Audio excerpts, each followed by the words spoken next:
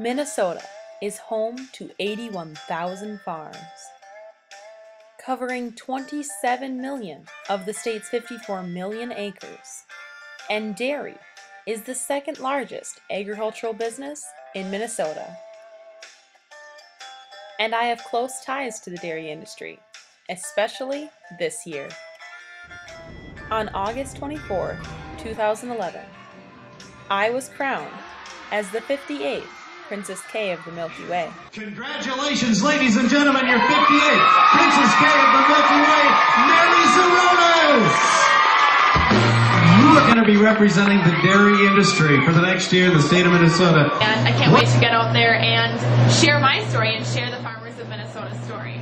My first duty as Princess K? To get my head carved out of 90 pounds of dairy butter. The rest of my year as Princess K consists of visiting agricultural functions, Fuel Up to Play 60 events, media interviews, and classroom visits all across Minnesota. I live on one of the 4,500 dairy farms in Minnesota. This is why I care. Why should you?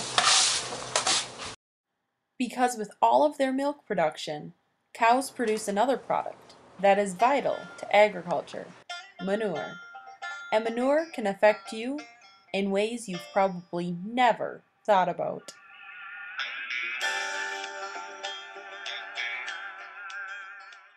In an average day of grazing, milking, and mooing about, one dairy cow can produce 100 pounds of manure and urine. How does manure help or harm water around a dairy farm? In terms of like manure management, we know that manure has a lot of nutrients, which is a positive thing to have, and we use those nutrients to grow our plants. So most dairy farmers, they will go and collect the manure from their storage area and then go and apply it to crops. And that manure will provide the nitrogen and the phosphorus and the potassium needed to grow those crops. It also provides organic matter. It also provides some of the micronutrients. Again, some of those nutrients that we need to grow our crops in general. Then it can become a problem. So if we apply more nitrogen than what the plant needs, than what the plant is going to take, if we apply more nitrogen than what the corn is going to be taking up, then the nitrogen can leach into the groundwater, for example, and become an environmental problem. Excess nitrogen and phosphorus runoff can cause harmful algae blooms, which make recreational waters unsafe for humans and life-threatening to fish populations. What I do as an extension educator in the University of Minnesota is like we try to educate farmers about these issues.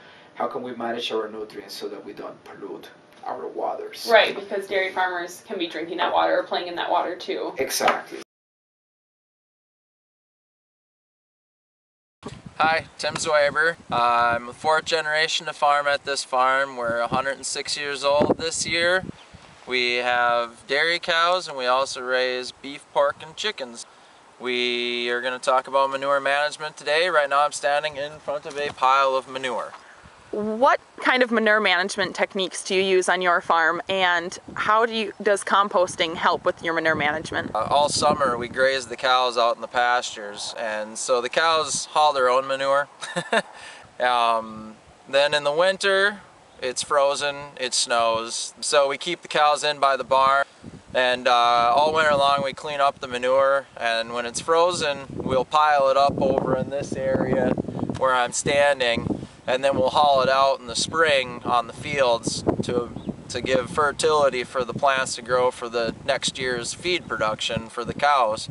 But we'll put it in a long windrows, and then we turn it with a skid loader. We just flip it over on itself, and that gets air into the pile, and that the bacteria use to grow, and they use the carbon as a medium, and they break down the carbon with the nutrients and turn it into dirt, basically. Sometimes we'll add something like phosphorus or potassium to the manure that'll help balance out the soil when we haul it out on the fields. Plus it also has the added effect of bacteria need nutrients to grow, and that helps the bacteria. And how do you know from year to year which nutrients that you need to add? You work with an agronomist? That's correct. We work with an agronomist. We take soil samples and send them to a lab that analyzes them for their chemical composition, tell you what minerals you have and in what availability they are to the plants. And with all of these valleys here, how do you make sure that the nutrients don't run into the streams that run through the valleys and go into other water? That's something we really want to try to avoid, because it's very expensive to buy fertilizer, and the alternative of not having enough is not producing quality feed that makes healthy cows, or not producing enough feed that means we have to buy a lot. And we want to ensure that we keep the maximum amount of nutrients here, because it doesn't do us any good if they go down the river. My name is Jerry Jennison. Along with my wife, Linda, we own Gerlindy Farms in Bruton, Minnesota.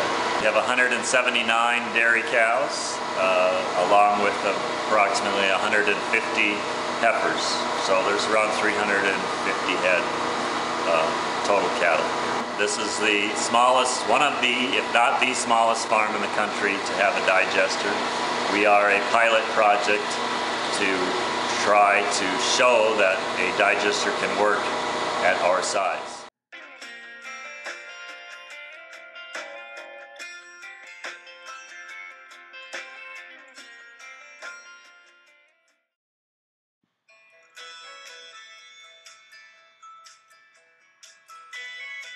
When it comes to the manure that you're taking and needing to reapply to the soil, it will reduce the biochemical oxygen demand of the manure, so that if you were to have a manure spill, and say manure would flow into a river, it would not deplete the oxygen out of the river after it's been digested. Basically would be harmless, other than for the nutrients. It also breaks the nutrients down so that they are more stable in the ground and more readily available to the plant, so that they can be used as a better source of fertilizer, so that nothing is wasted. You're reducing the carbon footprint of your farm. We accepted the project because we thought it would be a great opportunity for our farm and our family to secure our environmental future, as well as the future of our farm. Dairy farmers are working hard every day to create the most sustainable practices so that their operation is efficient for years to come.